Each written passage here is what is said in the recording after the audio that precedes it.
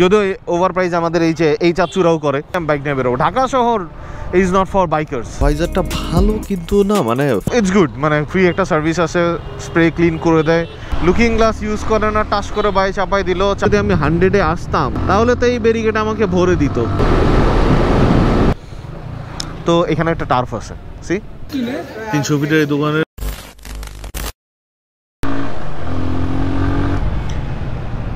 আসসালামু আলাইকুম সবাইকে, this is Abir with you and welcome to my moto and blog. Scene যেটা হচ্ছে, এখন আমি যাচ্ছি হলো আমার হেলমেট ক্লিন করতে। হ্যাঁ, আমার হেলমেট ক্লিন করতে। আপনারা যারা কিনা জানেন তারা তো জানেন যে আমি কবে আমার হেলমেটটা কিনেছি, কারণ হেলমেট কেনার পরপরই আমি বরিশালের রাইড দিয়েছিলাম। অ্যান্ড শুধু বরিশালের রাইড না, রিভিউও করেছিলাম হেলমেটের। সো এরপরের থেকে আমার হেলমেটটা, মানে যদিও এটা ইউজও কম হয়েছে, আমার স্টার্টসের যে হেলমেটটা আছে ওইটা আমি সবথেকে বেশি ইউজ করি। আর এই হেলমেটটা মোস্টলি আমি শুধু যখন মোটো ব্লগ করি তখনই আমার এটা ইউজ করা হয়। এতদিন যে নেওয়া হয়েছে এই হেলমেটটা, নেওয়ার পরের থেকে আমি একদিন ট্রাই করছিলাম নিজে ক্লিন করার জন্য, কিন্তু হ্যাপামি লাগছিল। তো পরে আমার মাথায় যেটা এলো যে আমার এই এমটি হেলমেটের সাথে তো একটা ফ্রি সার্ভিসের অফার আছে। হ্যাঁ, মানে এটা লাইফ টাইম ফ্রি, মানে সার্ভিস বলতে হচ্ছে, হ্যাঁ সার্ভিসও, ইনফ্যাক্ট সার্ভিস অ্যান্ড ক্লিনিং এইটা এমটিতে ফ্রি। মানে আমি ইনফ্যাক্ট যতটুকু কার্ডেও দেখছিলাম যে ইটস আ ফ্রি সার্ভিস। এটা কি ভাই, হাত দিয়ে এমনি করতেছে? What is this vulgar scene. যেটা হচ্ছে যে এই ফ্রি ক্লিনিং বা ওয়াশ করার সার্ভিসটার জন্য ভাবলাম যে তাইলে আর হেলমেট নিজে ক্লিন করার পয়দামি না করি, ওরাই ওদের মতো ক্লিন করে দেবে না, আমার কি, আমার তো ফ্রি সার্ভিস আছে। সো যাই গিয়ে ফ্রি সার্ভিসটা নিয়ে আসি। সো এখন আমি বেসিক্যালি যাচ্ছি হচ্ছে জিপিএক্সের শোরুমে, কারণ ওখান থেকে আমার এমটির এই হেলমেটটা, স্টিঙ্গার 2 হেলমেটটা পারচেস করা হয়েছিল। আর if I am not wrong, জিপিএক্সের ওরা, মানে স্পিডোজ, ওরা হচ্ছে এমটির অফিসিয়াল ডিস্ট্রিবিউটর। এখন আমি আর আমার বন্ধু হাসান, আমরা দুজনে মিলে যাব হচ্ছে জিপিএক্সের শোরুমে। আর আমি এখন কোথায় যাচ্ছি? প্রথমে যাচ্ছি হচ্ছিল হাসানকে উঠানোর জন্য। হাসান জানে না যে আমি অলরেডি বের হয়ে গেছি। সো ওর বাসার নিচে গিয়ে ওকে আমাকে কল দেওয়া লাগবে। রেইভস ইয়োর হার্ট। আচ্ছা, আমার ব্র্যান্ড নেম হচ্ছে হলো রেইভ, অ্যান্ড ইয়ামাহার ব্র্যান্ড হচ্ছিল revs. It revs your heart. Okay, nice bro, I am rev with Abir and you are revs your heart.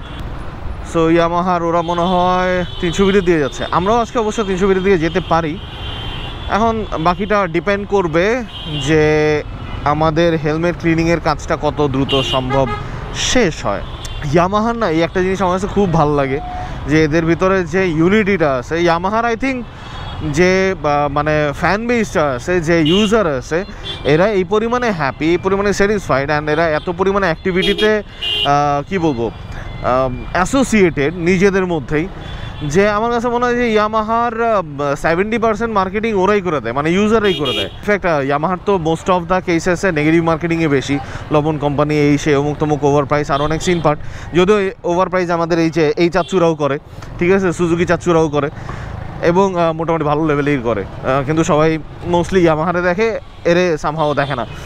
তো ইয়ামাহা তারপর একটা জিনিস যেটা ভালো করে, যে ইউজারদেরকে একটা ভালো এক্সপিরিয়েন্স দেওয়া ট্রাই করে, অ্যান্ড যার কারণে ওদের ইউজার কী বলে ফিডব্যাকটা ভালো আসে, অ্যান্ড তারাই মোস্টলি নতুন কাস্টমার ক্রিয়েট করে, আমার যতটুকু দেখা আর কি।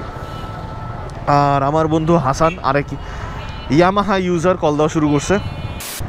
হাসান বন্ধুকে উঠাই নিলাম। হাসান বন্ধুর যাওয়ার কথা ছিল তার হেলমেট নিয়ে, কিন্তু সে তার হেলমেট নেয় নাই, কারণ সে বলতেছে যে যেহেতু ফ্রি ক্লিনিং আছে, আরও টাইম আছে, সো পরে গিয়ে করাবে। লাইক ওকে, ঠিক আছে হাসান বন্ধু, সে হাই। ঠিক আছে আপনি কি ভাই ভাবতেছেন ভাই আপনার নৌকা ঠিক আছে? আমি তো দেখতেছি ভাই আপনার নৌকা লিক আসছে। মানে আমি যে ইন্ট্রো দিছিলাম ব্লগের, দেখ আরেকটু এলেই বাসটা আমার বলে দিছিল রে।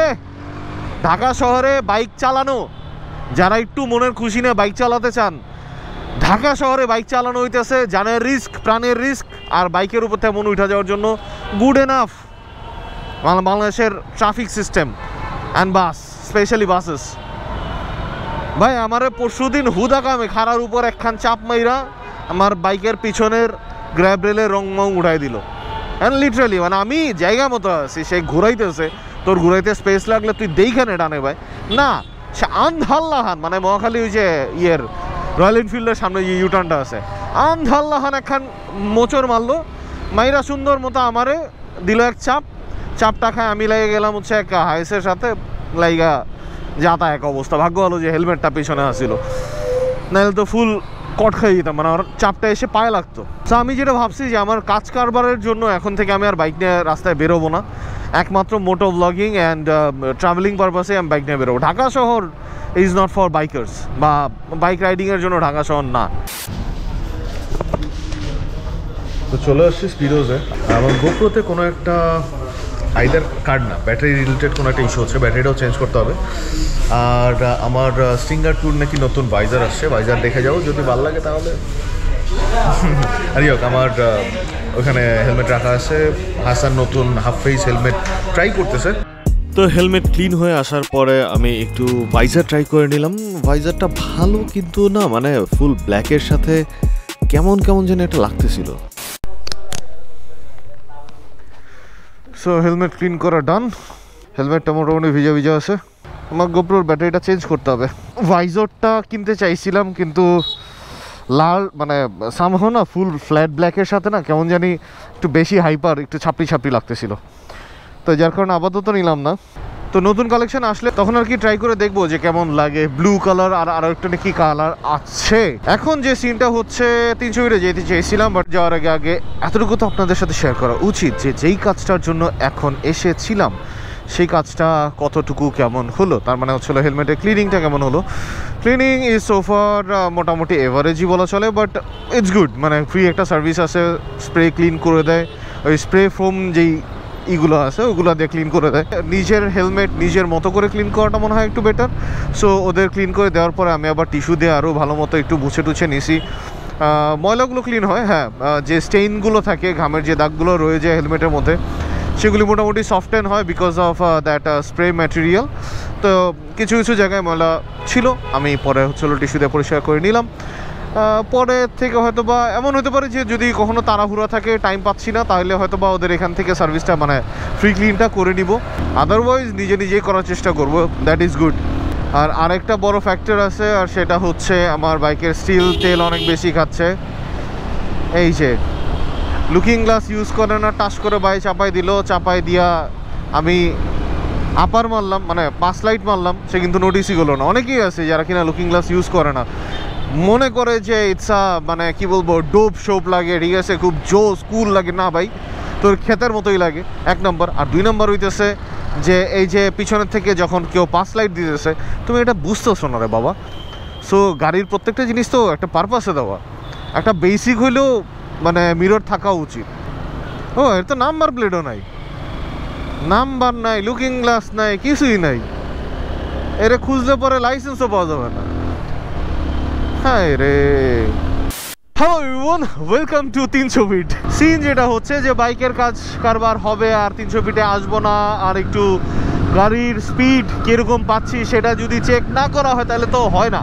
সো বেসিক্যালি সেই কারণটাতেই আসা 300 ফিটে, যে কাজ কারবার তো মোটামুটি কিছু কাজ কারবার করা হইলো। স্পার্ক প্লাগ চেঞ্জ হইলো, হ্যান্ডেল বার চেঞ্জ হইলো, টোটাল কেবল চেঞ্জ হইলো। যদি ওইগুলো পারফরমেন্স রিলেটেড কোনো কিছু চেঞ্জ না, বেসিক মেইনটেনেন্স লেভেলের চেঞ্জ, মানে পার্টস চেঞ্জ করা এগুলা। সো তারপরেও একটা হয় না যে পারফরমেন্সের একটু চেঞ্জেস আসে। সো সেই চেঞ্জেসটা কীরকম সেটাই দেখার জন্য 300 ফিটে আমি আর আমার বন্ধু হাসান চলে আসছি। আর শুধু যে এটার পারফরমেন্স চেক করার জন্য আসা তা পুরোপুরি না, আমরা বেসিক্যালি যেতেছি নদীর পাড়ে বাতাস খাওয়ার জন্য। ভাল লাগতেছে না সিটি লাইফে, আমি মোটামুটি বোর্ড AF। ইয়া চলেন যাই, একটু স্পিড টানাটানি কাছাকাছি করি। By the way, I am not promoting speeding বা টপ স্পিড চেকিং বা রেসিং ফেসিং, এগুলো আমি মানে প্রমোট করি না। জাস্ট টু চেক আমার বাইকের পারফরমেন্স, আমি বেসিক্যালি এই কাজটা করতেছি। আর হ্যাঁ, এইখানে এই টানেলের পরে স্পিড গান নিয়ে রাখে, সো সবাই একটু সাবধানে। সো এরপরে আপনারা চাইলে হ্যাঁ একটু টানতে পারেনি তা বটে, কিন্তু এই জাস্ট প্রথম টানেলটা পার হওয়ার পরে একটু সাবধান থাকবেন। এই তো এখন যদি আমি 100-এ আসতাম তাহলে তো এই ব্যারিকেড আমাকে ভরে দিত।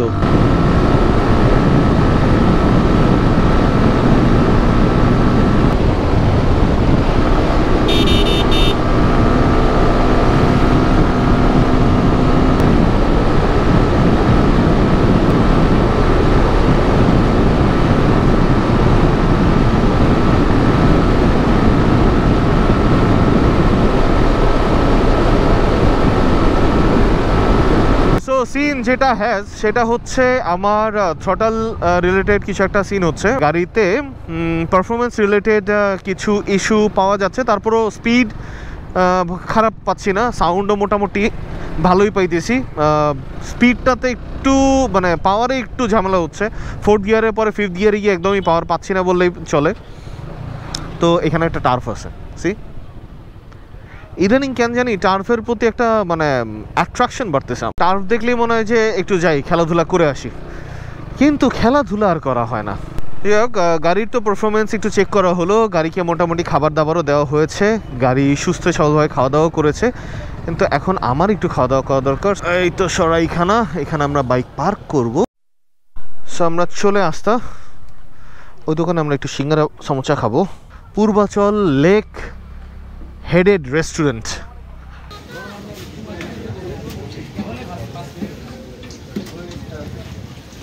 সমোসা খাওয়ার ডান, এখন হচ্ছে সিঙ্গারা।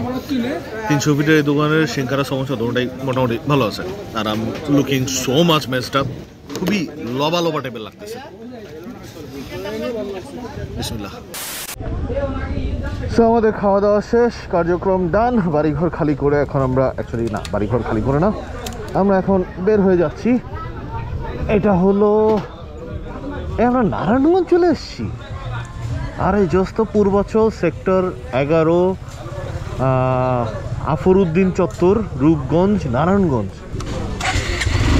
তো চলুন রওনা দেওয়া যাক বাড়ির উদ্দেশ্যে।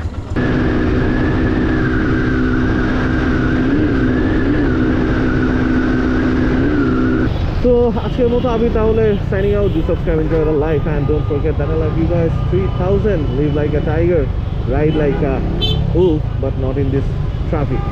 Bye bye.